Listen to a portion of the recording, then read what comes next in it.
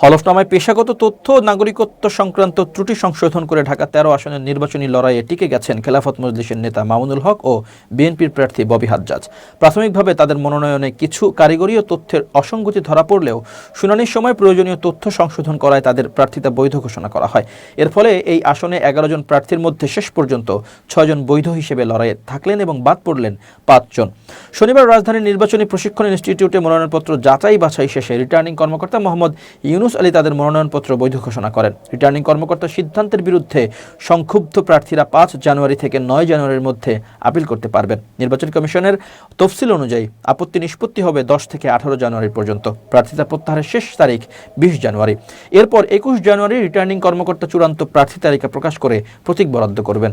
প্রতীক পাওয়ার পর ২২ জানুয়ারি থেকে নির্বাচনী প্রচারণা শুরু হবে, যা চলবে ১০ ফেব্রুয়ারি সকাল ৭:৩০ পর্যন্ত। পরিশেষে ১২ ফেব্রুয়ারি ভোট গ্রহণ অনুষ্ঠিত হবে।